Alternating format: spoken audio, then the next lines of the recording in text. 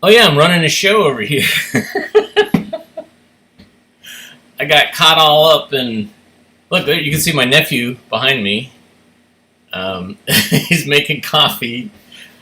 Sorry, everybody. I'm Skip Alzheimer, and normally this is the AV Geeks Lunchtime streaming show where we watch a bunch of 16 millimeter films. But every once in a while, I get caught up in moving a hard drive from one computer to another, and yeah, sorry. Sorry about that. I hope it wasn't black screen too long. Normally I set a timer on my phone, but I was moving a hard drive. So anyways, that last film was a 16 millimeter silent film from the Oregon Archive. I just talked with a guy who runs the Oregon Archive, and he is going to be coming down hopefully in August. So maybe we'll do some shows with him. He's a character. Somebody asked me Thomas asked me in the comments, have I ever discovered a film that was lost or didn't know existed? And it kind of depends, because I'm discovering films all the time and rediscovering them, so they're not necessarily like an important. Yeah, it's kind of hard to really answer that question clearly, because I often rediscover films and then try to show and give a new life to the films. An example of that is this film called Felicia, which is an interview with a young African-American high school student who lives in the Watts neighborhood in Los Angeles, just months before the Watts riots. And so myself and a film professor, Dr. Marcia Gordon, we actually wrote about it, or she wrote about it, and then we actually got it entered to the National Film Registry. So, that film wasn't lost. You can find copies of it. It comes up every once in a while on eBay. But, just kind of bringing attention to it is really what we do here at AV Geeks, is we kind of rediscover. An example of that is a friend of mine went to an estate sale and bought a bunch of home movies of this professor and his wife traveling Europe in the 30s, and they're going through Paris, and they're going through on the Autobahn, and then, whoa, they're at a Hitler rally. And you get a very close shot of Hitler talking.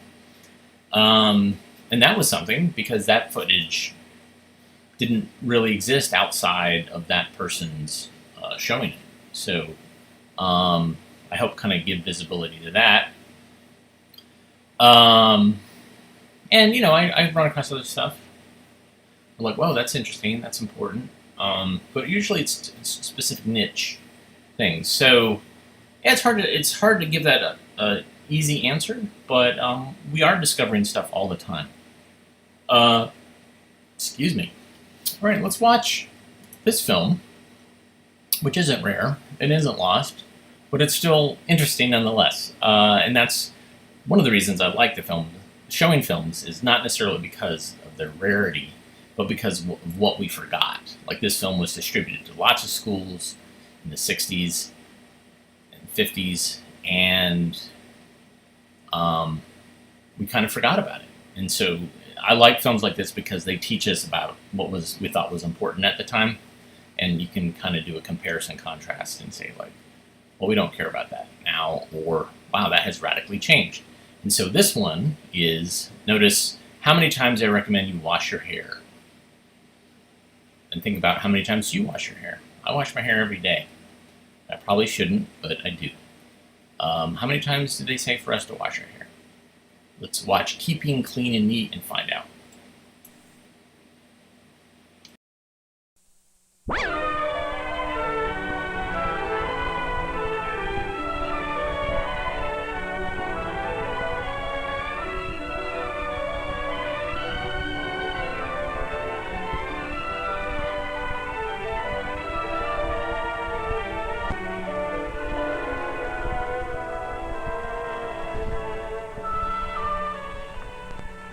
Class, this is John Anderson and Arlene Beale from the 8th grade.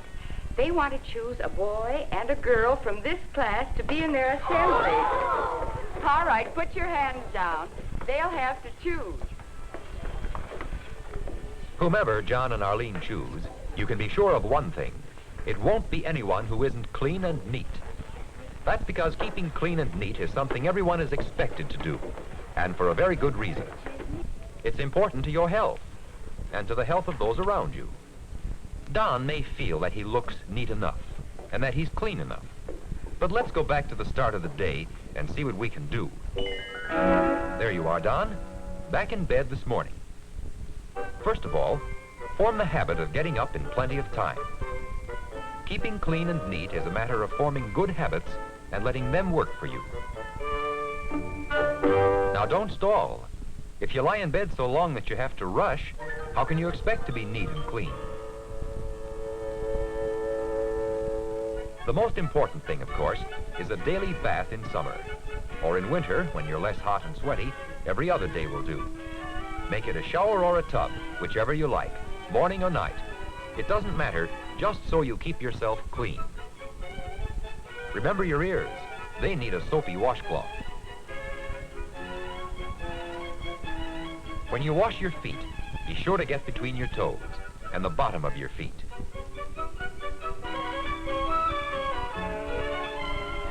And keep a fingernail brush handy for your nails. You're not clean if your fingernails aren't. Then rinse all the soap off. Learn to make good habits work for you by following the same order every time.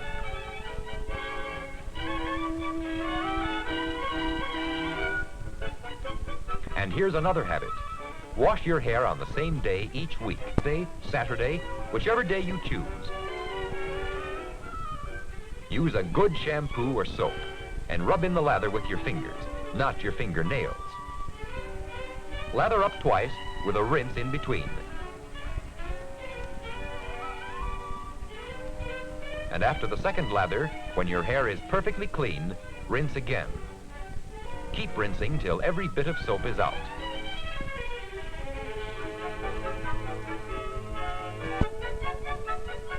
There. Feels good, doesn't it? Give yourself a good rub down with the towel until you're completely dry. Now, before you brush your hair, be sure your comb and brush are clean. Wash them the day you wash your hair.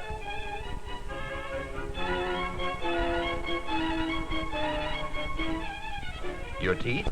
If you brushed them well last night, they're clean now. Brush them again after breakfast, so they'll be clean again until lunch. One more good habit.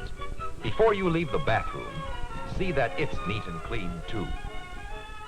Towel and washcloth hung up to dry. Cap back on the shampoo. Bathtub clean. Basin clean. Yes, everything is put away. Now your clothes. Your underwear should be just as clean as you are. Clean socks.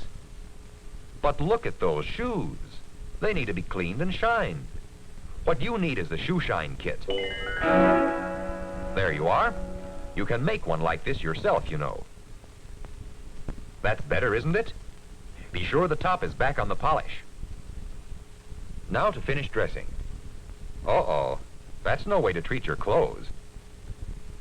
If they're clean enough to wear again, hang them up. Fold the trousers neatly over a hanger.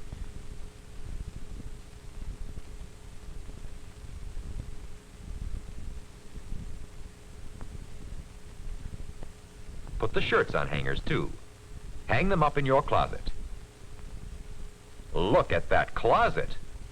Before you do another thing, get busy and straighten it out.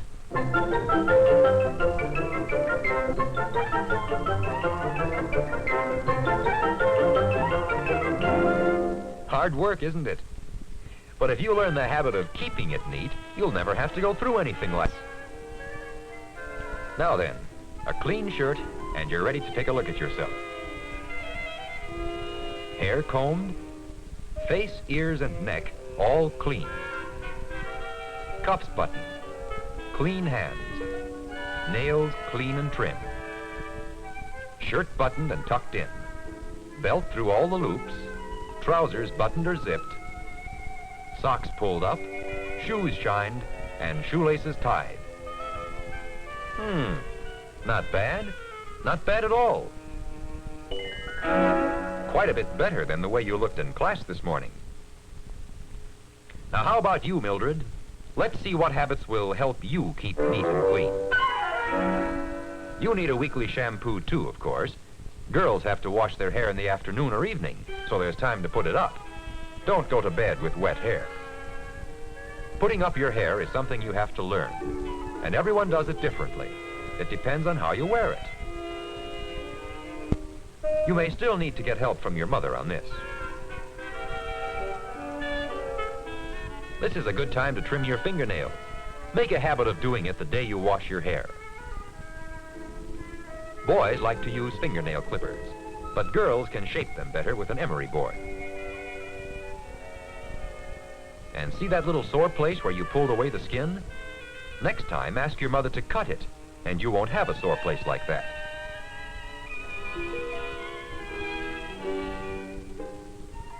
Don't forget your toenails. After a bath is a good time to cut them, because they're softer then. Cut them straight across, and not rounded like fingernails.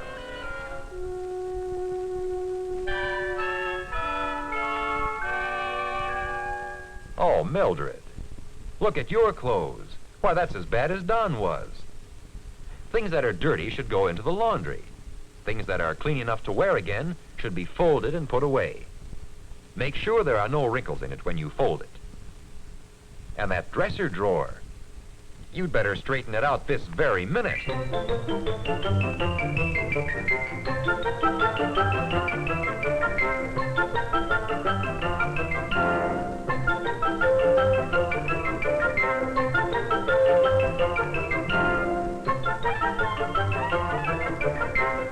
There. If you learn the habit of keeping it neat, you'll never have to go through anything like this. And now that your room is neat and you're clean, isn't it nice to climb into bed?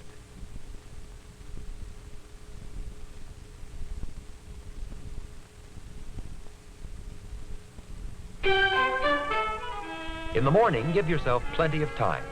You can't rush and be neat. Be sure your underthings are clean.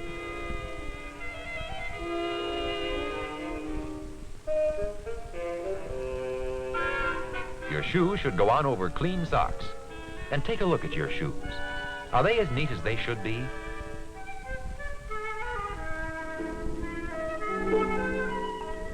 Before you put on your dress, it's a good idea to brush your hair. Be sure you've washed your brush. Don't put a dirty brush on clean hair. Brush and brush and brush. At least 100 strokes.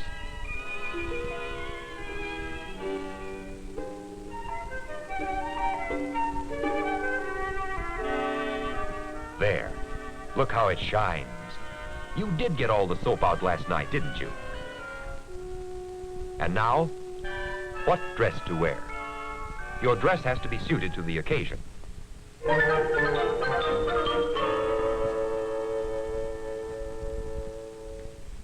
No, that's a lovely party dress, but it's too dressy for school.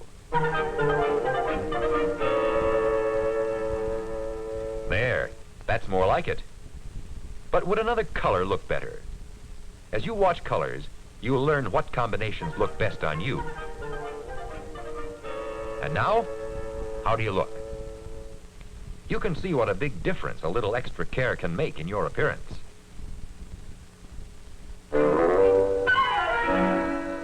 Good appearance helps you get along with others.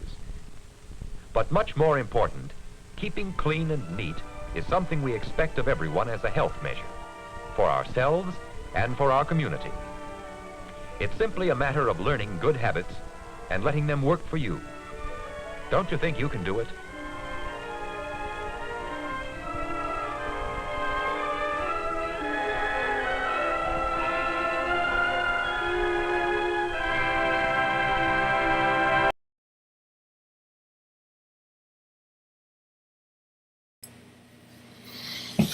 I like that Fixing It Up song. Diddle-it, diddle-it, diddle-it, diddle-it, diddle-it, diddle-it, diddle-it, diddle-it. Hard work, isn't it? It's a great. I think back in our Wiffle Fist days, when we were a bunch of people playing films and doing loops, that was a favorite song to loop. This next film is an example of beautiful Kodachrome, courtesy of Cornet Films. The title's clipped, though, but this is Beginning Responsibility, Other People's Property. Now, this is different than Other People's Property, the Centron film. And what's weird is I don't have a title. I wonder if that's actually a different name, because it just doesn't seem like it has much to do with Other People's Property. I'm just wondering if that was mislabeled many, many years ago. All right, anyways, that's my internal thoughts. But anyways, here we go. Beginning responsibility, other people's property. Enjoy.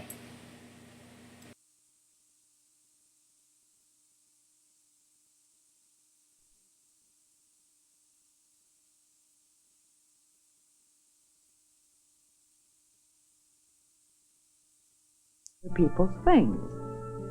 Would you like to know why? Well, it started one day when we found our playground swings broken. No one could play on them. How could the swings have been broken so badly? The way we could think of was this. Someone must have been angry and deliberately broken the swings.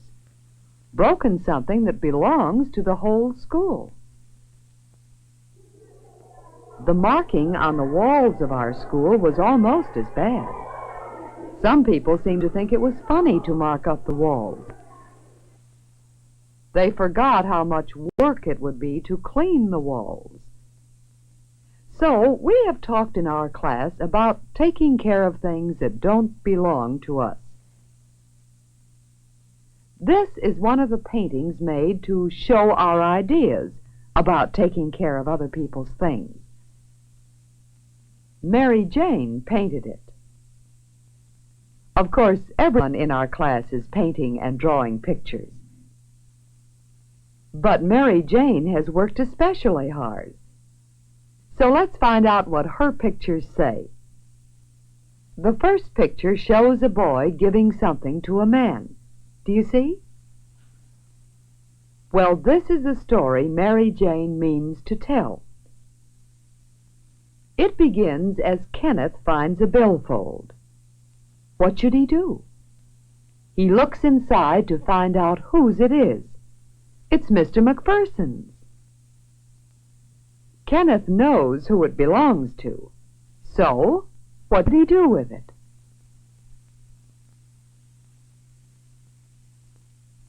Do you agree with Kenneth that finders should not be keepers? Keeping other people's things is important, don't you think?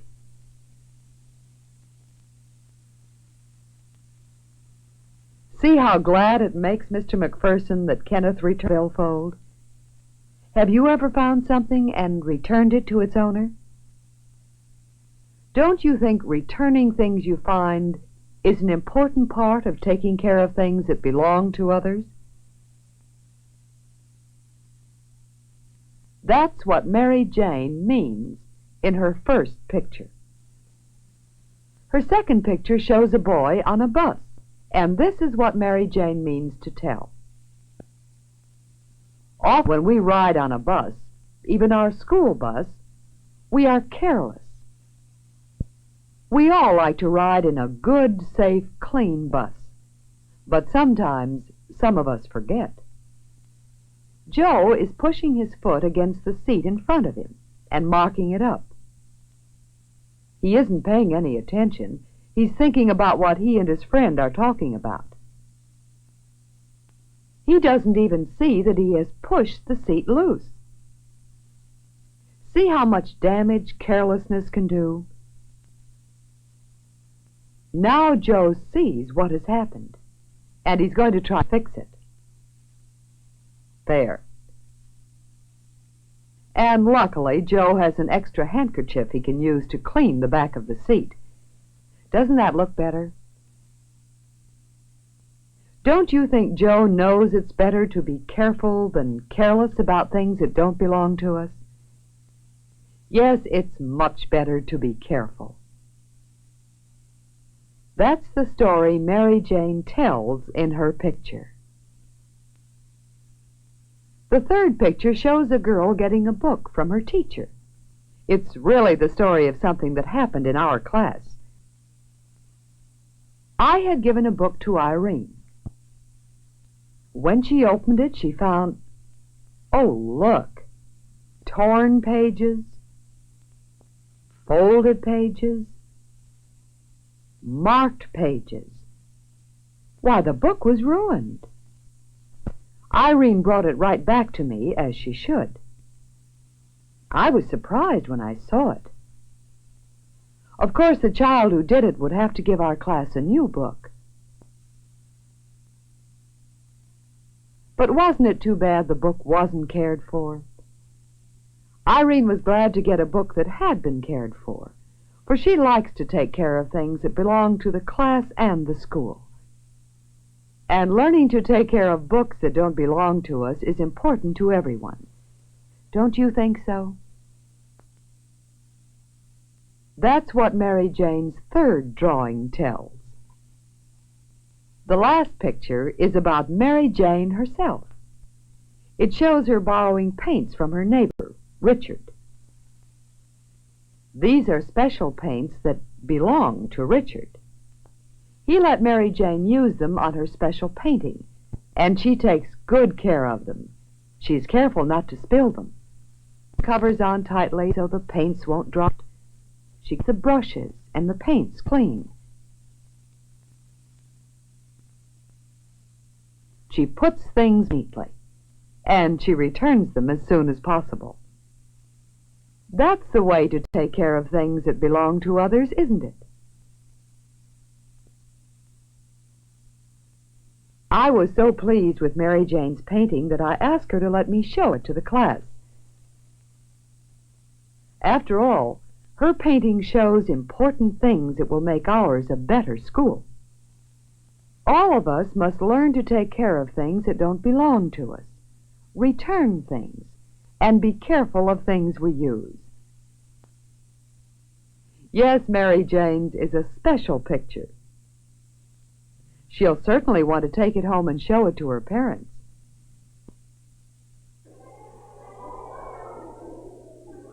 After school, Mary Jane can't help noticing how clean the walls are. When everyone takes care of things, we do have a better school, don't we?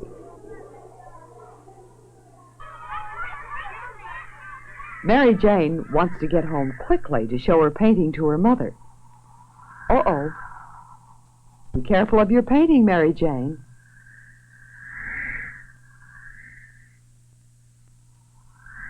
Uh-oh. Mary Jane is having trouble with the wind. And look, her painting. It's gone. Yes, it's easy for any of us to forget and become careless. Where could the painting have gone? Too bad. A few minutes later, Richard is coming along the same walk. Why, what's that? It's Mary Jane's painting. Can Richard get it without damaging anything? Well, if he's careful. There. Now, what would Mary Jane's painting be doing here? What should Richard do about it? Mary Jane is home now, and wishing she'd been more careful.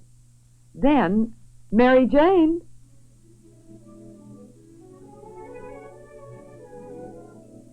It's lucky for Mary Jane that Richard remembered about taking care of other people's things. It isn't easy to learn to be careful, but both Richard and Mary Jane will try hard to learn more and more about taking care of things. Will you? Do you remember what the pictures tell? Do you remember how important it is to return things you find? Do you remember how easy it is to damage things just by being careless? And sometimes you can fix things.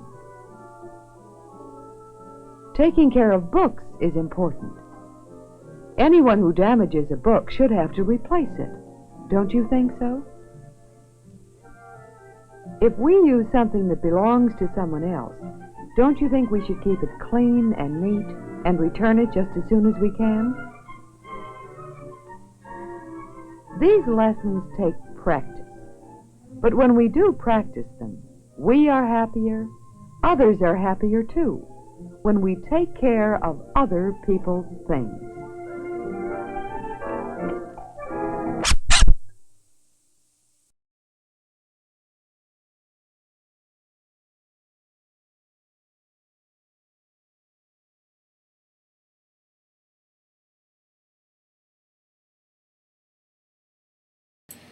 Let me try that again with the microphone on.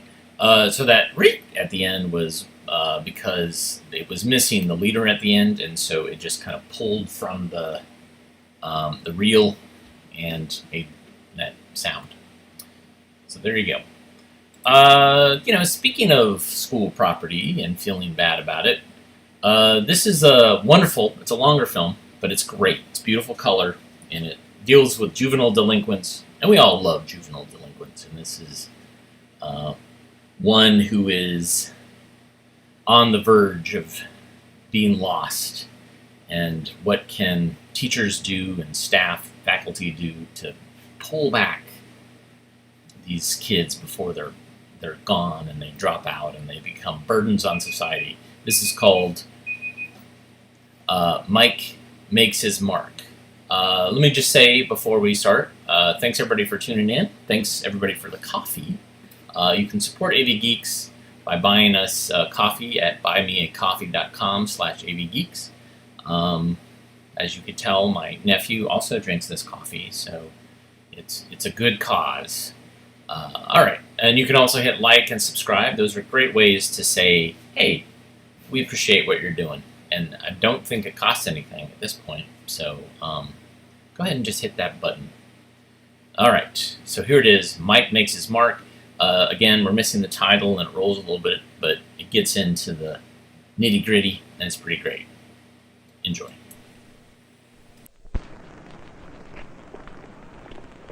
Hey, Mike, you want to be more careful. You could hurt somebody. Keep your hands off me. Sorry, Mike. Didn't mean to grab you.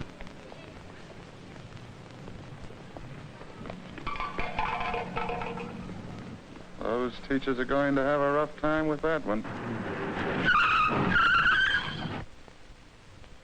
Hi, Eddie. Hi, kid. What are you doing here? I thought you were going to make the old man get you a work permit. He says they gotta stay in school. Well, nobody could make me if I didn't want to. Okay, move it along. So long, kid. Be a good boy and mind the teacher.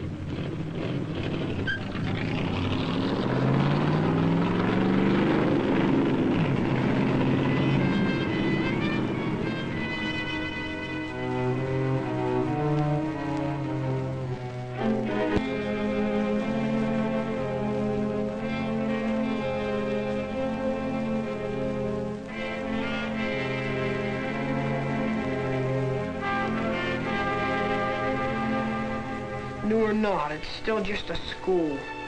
Nobody can make me go if I don't want to.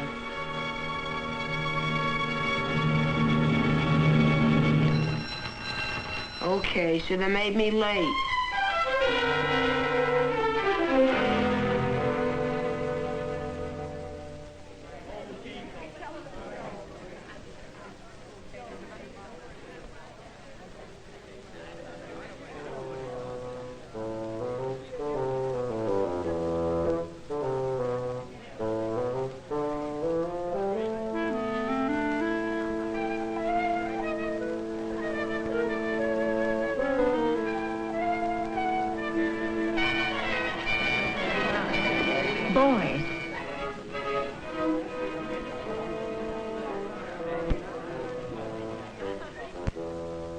may be some cleaning fluid. Huh? No one is to remove it. I want it left there.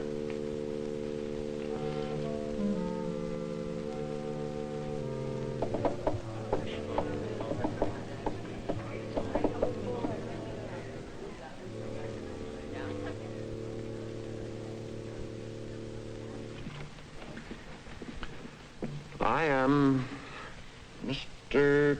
Tollefson, your principal.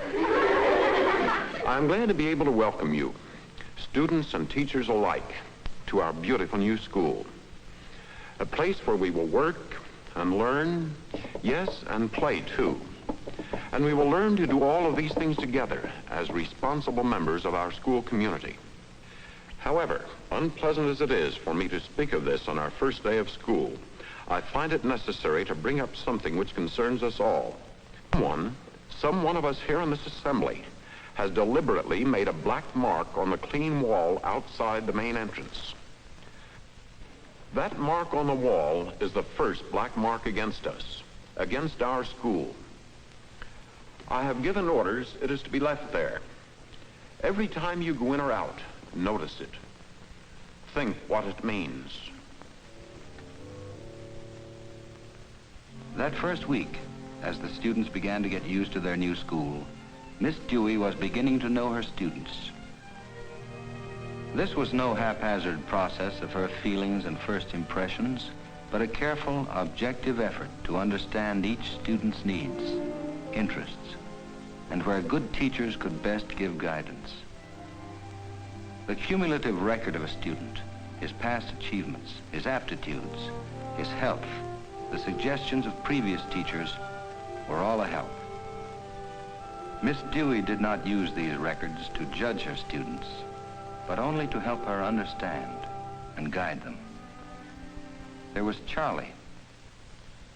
Charlie, big as any man, but so awkward. Behind in reading, too. And Anne, quick, brilliant, a challenge to any teacher to keep her doing the best that's in her. Jean, wanting to be liked, but so shy. I almost hate to call on him and see his blushing struggle to express his ideas. Frida, such a pretty girl. Self-conscious because she can't afford clothes as nice as the other girls. Frank, popular, a good student. You just know he'll be on the student council. And then there's Mike. I wonder. One thing, no one's going to tell Mike. He'll make his own decisions. If only he isn't trapped into making all of his decisions against things. Against the school. Against his parents. Against the teachers. Mike's cumulative record. Health, apparently all right. Sight and hearing, average.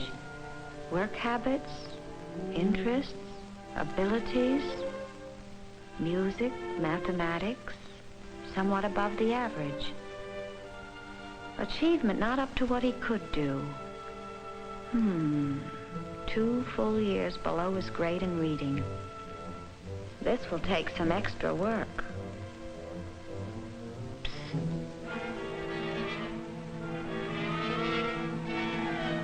Mike, Fred.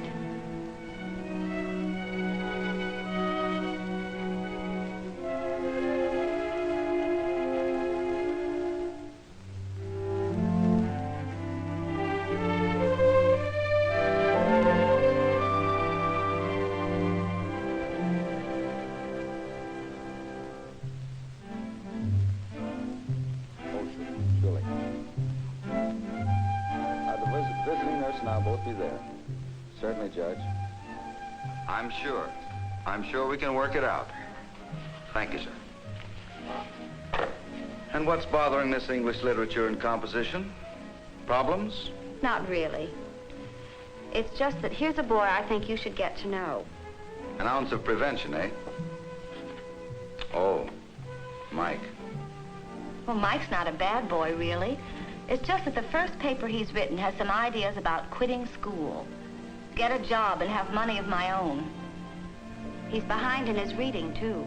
And he'll get further behind unless he has help. I just think you should get better acquainted with him. Sure. I'll make it a point to see him.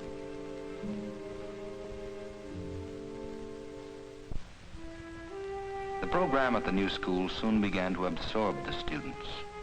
But Mike just wouldn't go along. School was still just something he had to put up with.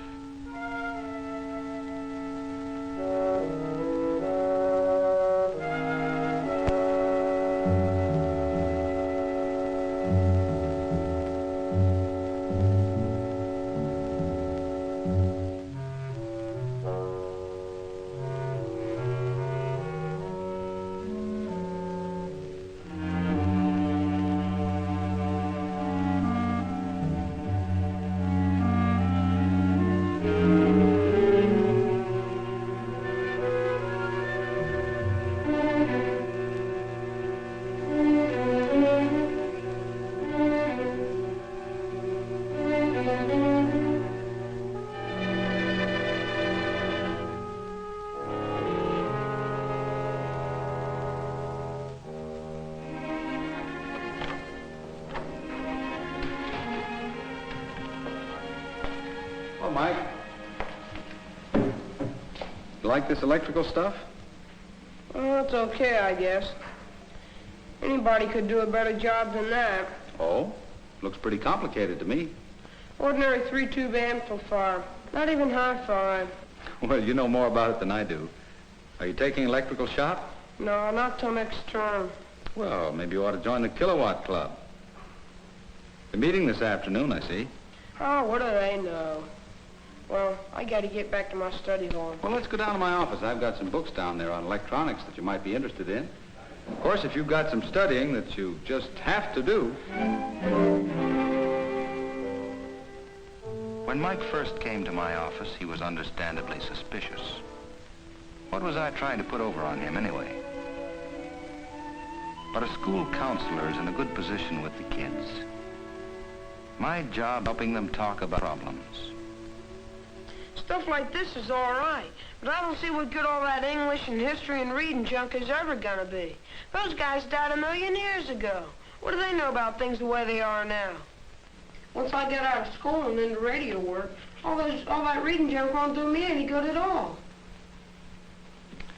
You just don't want any more school, do you, Mike? Maybe if you go around to some of those kilowatt meetings, do some extra reading on electronics, you'd be really ready for a job when you graduate. I can get a job all right. Eddie Frank did. Besides, I know a lot about radio already. Mike, all of us grow up and have an itch to quit school, get a job. A man named Mark Twain wanted to be a steamboat pilot. He was one of those guys that lived 1,000,000 years ago. Anyway, there was another boy in his town, a year or two older. Maybe you know some kid like this. Whenever his boat was laid up, that boy would come home and swell around in his blackest and greasiest clothes, so that nobody could help remembering that he was a steamboat man. And he used all realities in his talk, as if he forgot common people could not understand them. This fellow had money, too, and hair oil. Also an ignorant silver watch, showy brass watch chain. But some of us could not get on the river. Our parents would not let us. Well, what happened? Oh, Mark Twain got to be a steamboat pilot, all right, and a good one. It's all written down here for anybody who wants to read it. You can take it along with the others if you'd like. Okay.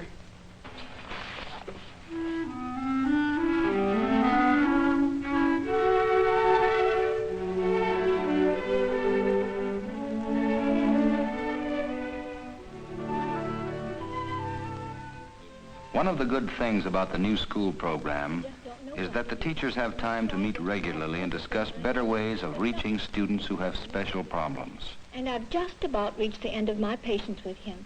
Perhaps some of you could give me a little clue that would help me get closer to him. I've been wondering how long it would be until someone brought Mike up in these discussions. He shows absolutely no interest or desire to learn in math either. I've had a talk with Mike. He wants to quit school, go into radio work or some kind of electronics. Mike's record shows that he does have a special interest in math and work.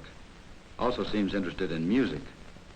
Apparently, though, he's never had any very special record in any of these things. Will you go up to Miss Trent in room 309? She can really make reading interesting, Mike. Do give her a chance. Okay. Oh, and Mike, tell Mr. Kendall what you decide about the orchestra.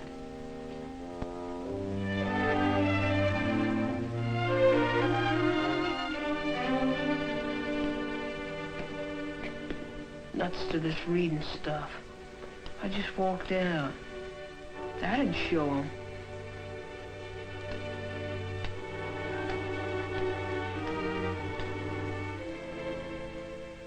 How long is old man Tollefson gonna leave it there?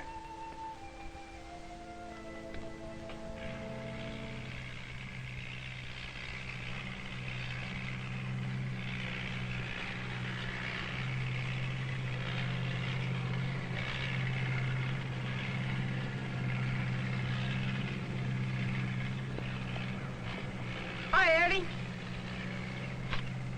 Well, hi, kid. What do you say? You looking for a job? Want me to fix you up with a boss? Me and the boss are just like that. You want we should stay like that?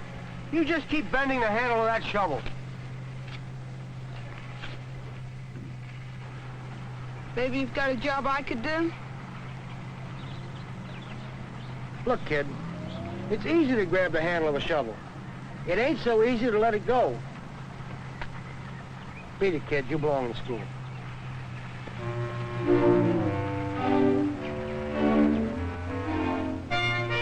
long, Eddie.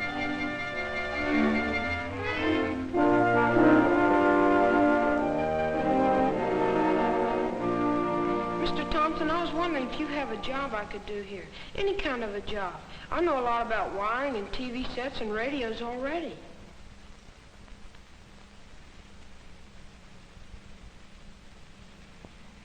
All right, Mike. If you want to come in after school, sweep up, burn the trash, wash the windows, anything to make yourself useful, I'll pay you, say, 50 cents every afternoon. You understand you've got to finish school before anybody will give you a real job. Oh, boy. When do I start? Sure, working in a radio shop after school is fine. But you told me that Mr. Thompson says you ought to finish school. And to do that, you'll have to pick up on that reading. Ah, nuts. Why does a good guy like Tatum have to spoil everything? And what about playing in the school orchestra? Have you decided to try it? Well, sure. I guess so.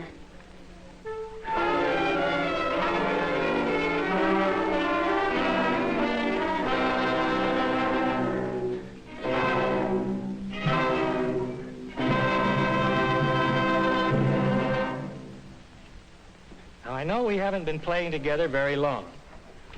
But if we're going to be ready for the music festival, it means that we've all got to practice our parts individually as well as with the others. Homeroom with Miss Dewey was turning out to be a busy, interesting time. Here they got the school news, arranged and planned their activities, and learned and studied the things that we used to study only in courses labeled civics, geography, history, or English. And in spite of himself, Mike began to realize that quite often the class was working and studying and talking in terms of things that he really wanted to know. Also, with the increase in population, many home appliance stores, including radio and TV shops, have sprung up in the community. The competition between these stores is very great. Some may go out of business. But even so, everybody expects an increase in the number of service and repairmen needed, especially for television sets. Work like this requires special training on the part of service and repairmen. From all indications... Yeah, can't just anybody monkey around trying to fix a television set.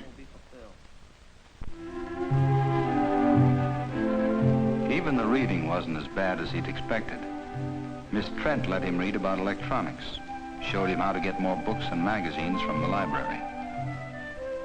She even seemed to understand something about electronics, just from helping Mike read.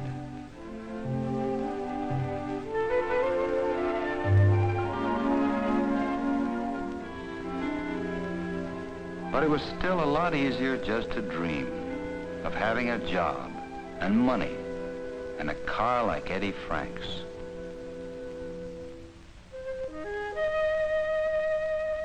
Of course, there was the orchestra and practicing for the music festival.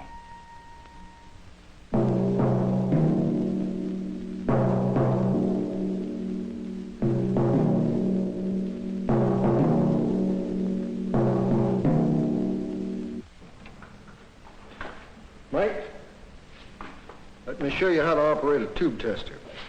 Now first, look, I promised this at 5 o'clock.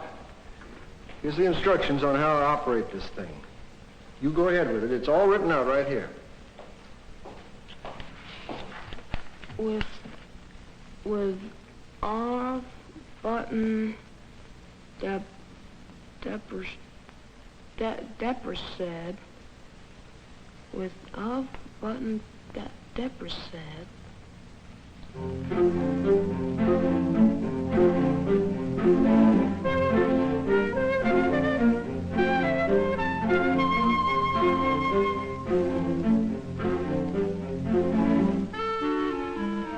Haven't you got that done yet? It's all right here in the book. Anybody should know enough to follow instructions. Now let me in here.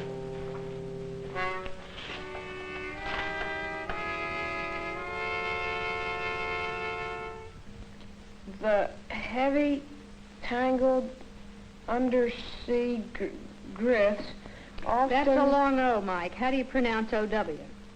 O? Yes. Growths. That's right. Often trap the divers. That's fine, Mike. You're getting to understand the vowels very well. Next time, we'll just go on with this lesson. Miss Trent, can you read this? Let's see. Operating instructions for a tube tester. With the off button depressed. Now, that means you take the off button and push it down. Depressed means push down. Connect the attachment plug. How could she know anything about radios? Just from reading. You know, like at the end of a...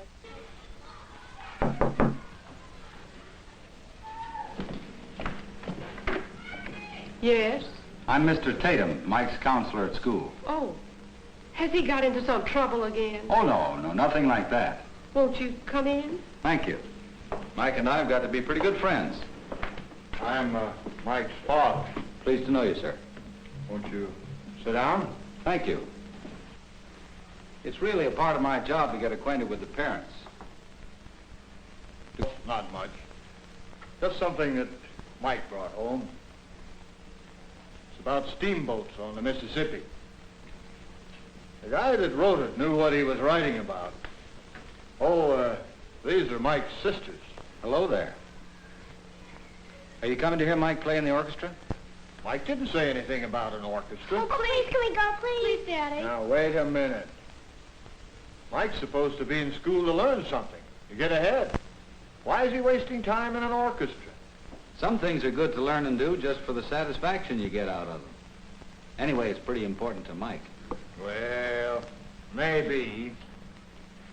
I'm not sure those are any good. How's he going to pay off? Mike's always been musical. I still don't see what Mike... Oh, he's probably out with a Frank. Like him. Eddie had told all of us, Frank, what to do. It would be years yet before Eddie even began to wonder if he hadn't missed something.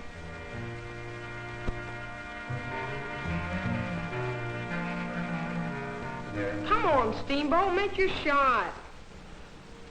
Where do you get this steamboat business? Just some guy read about in a book. Books. Nuts.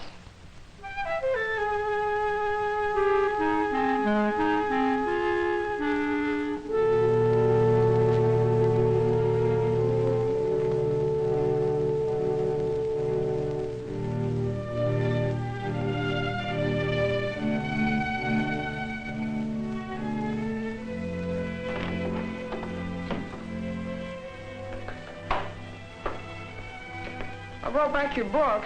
It's pretty good. He's the best. I'm sorry I wasn't home last night when you came over. The old man's all steamed up about coming to the music festival. He even gave me dough to get tickets.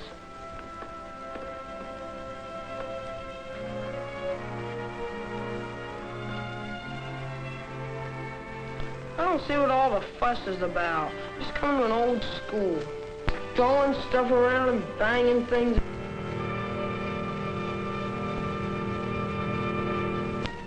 Well, so it was me that made the mark. They don't have to leave it there forever. What do you want to do about it, Mike? Let's go down and see Mr. Towers.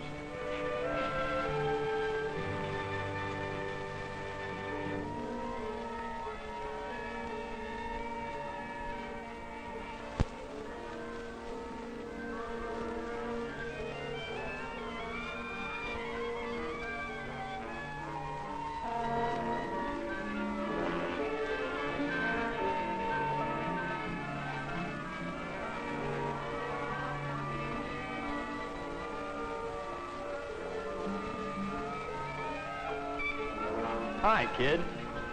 Came around to see how you were doing.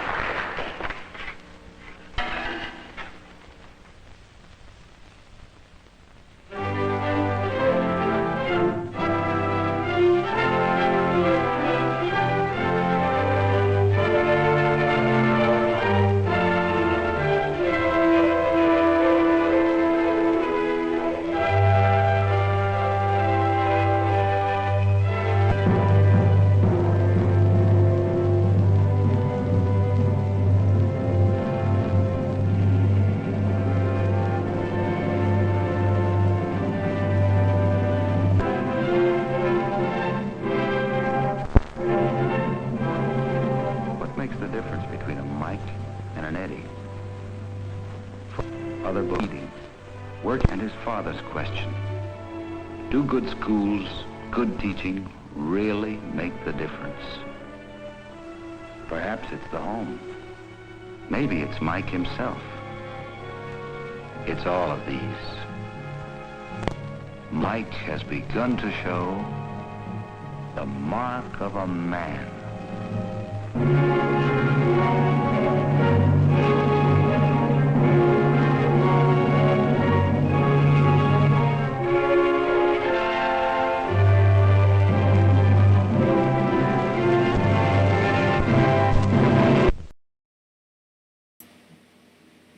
Yeah, happy ending there, right?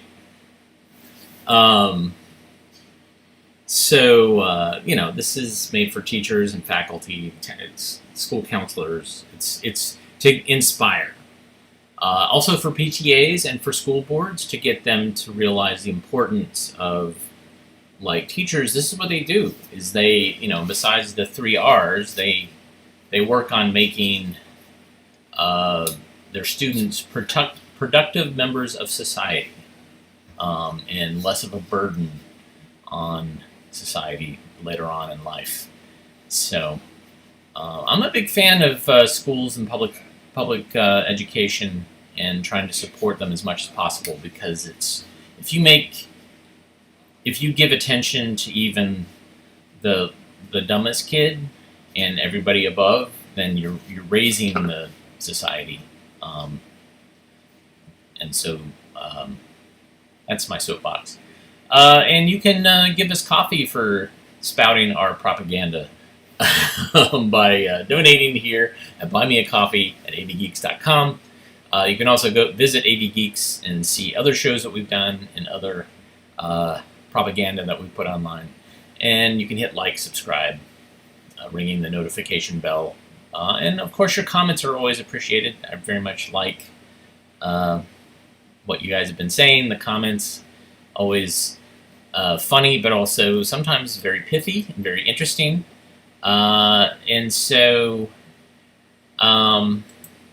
we'll be back tomorrow. Not tomorrow. Tomorrow is Saturday. We'll be back on Monday. And so everybody have a great weekend. Great Father's Day. I'm going to go visit my father on Sunday. And I'll say hi for you. But everybody, yeah, have a good time. And please rewind and love each other. And we will see you soon. All right, take care.